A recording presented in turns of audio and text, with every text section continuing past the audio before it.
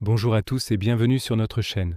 Aujourd'hui, nous allons nous plonger dans un récit fondateur, une histoire qui est à la base de notre existence, l'histoire du prophète Adam, paix sur lui, telle qu'elle est racontée dans le Coran.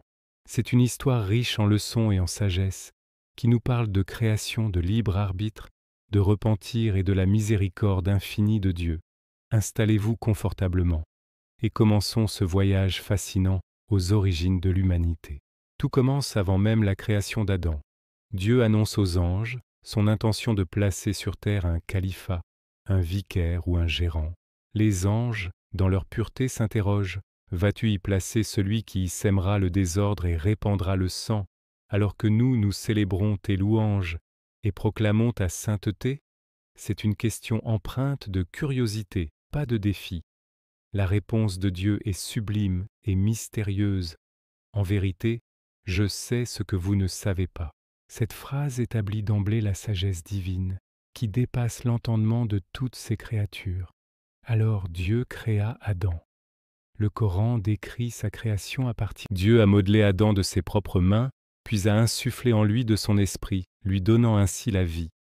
Il est dit que Dieu a modelé Adam de ses propres mains, puis a insufflé en lui de son esprit, lui donnant ainsi la vie. Cet acte divin confère à l'humanité une noblesse et un honneur uniques. Adam n'est pas simplement une créature terrestre, il porte en lui une étincelle divine. Pour démontrer le potentiel d'Adam, Dieu lui enseigna les noms de toutes choses. Le savoir, la capacité de nommer, de comprendre et de conceptualiser devient alors la première distinction de l'être humain. Dieu présenta ensuite Adam aux anges et leur demanda de les nommer, mais ils ne le purent, avouant humblement: « Gloire à toi, nous n'avons de savoir que ce que tu nous as appris. » Dieu se tourna alors vers Adam. « Ô Adam, informe-les de leur nom. » Lorsqu'Adam eut nommé chaque chose, démontrant sa capacité d'apprentissage et de connaissance, Dieu s'adressa de nouveau aux anges. « Ne vous avais-je pas dit que je connais les mystères des cieux et de la terre, et que je sais ce que vous divulguez et ce que vous cachez ?» Suite à cette démonstration, Dieu ordonna aux anges de se prosterner devant Adam. Attention, il ne s'agit pas d'un acte d'adoration, car l'adoration n'est due qu'à Dieu seul. C'était une prosternation de respect, de reconnaissance de l'honneur que Dieu venait d'accorder à cette nouvelle création. Tous les anges obéirent, à l'exception d'un seul, Iblis, Satan. Iblis, qui n'était pas un ange mais un djinn fait de feu, refusa par orgueil. Son raisonnement était simple et arrogant. « Je suis meilleur que lui. Tu m'as créé de feu et tu l'as créé d'argile. » Cet acte de désobéissance motivé par l'arrogance et la jalousie fut la première rébellion. Iblis, dès lors appelé Satan, fut maudit et banni. Mais avant de partir, il demanda un sursis à Dieu jusqu'au jour du jugement, jurant d'égarer l'humanité, de les attaquer de toutes parts pour les détourner du droit chemin. Dieu lui accorda ce délai, mais avec une promesse: « Tu n'auras aucune autorité sur mes serviteurs sincères. » Après cet événement, Adam n'était pas seul. Dieu créa à partir de lui son épouse, Hawa, ou Ève, pour qu'il trouve auprès d'elle la tranquillité et l'affection. Ils furent tous deux placés au paradis, un lieu de paix et d'abondance, avec une seule et unique interdiction: ne pas s'approcher d'un certain arbre et ne pas manger de son fruit. Mangez de tout ce qui s'y trouve à votre guise, mais n'approchez pas de cet arbre, sinon vous seriez du nombre des injustes. C'était un test de leur obéissance, de leur capacité à maîtriser leurs désirs face à une seule restriction, dans un jardin immense de liberté. Et c'est là que Satan, leur ennemi déclaré, entra en scène. Il ne les a pas forcés, mais il a usé de la ruse et de la tentation. Il leur a chuchoté, leur faisant miroiter que ce fruit leur donnerait l'immortalité ou un royaume éternel. Il leur a même juré qu'il était pour eux un conseiller sincère. Adam et Ève, dans un moment d'oubli et de faiblesse, ont cédé. Ils ont mangé du fruit défendu. Le Coran insiste sur le fait qu'ils ont tous les deux commis cette erreur, partageant la responsabilité. Dès qu'ils ont goûté au fruit, leur état de pureté a changé. Ils ont pris conscience de leur nudité et ont cherché à se couvrir avec des feuilles du paradis.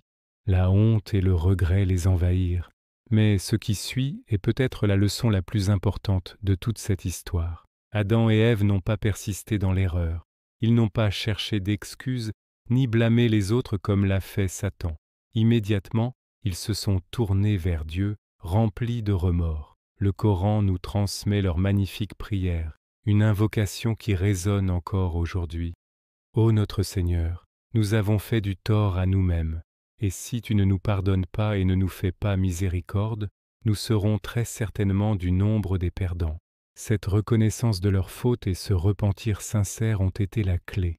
Dieu, dans sa miséricorde infinie, a accepté leur repentir. Il leur a pardonné. C'est un point crucial. Dans la tradition islamique, il n'y a pas de péché originel transmis de génération en génération.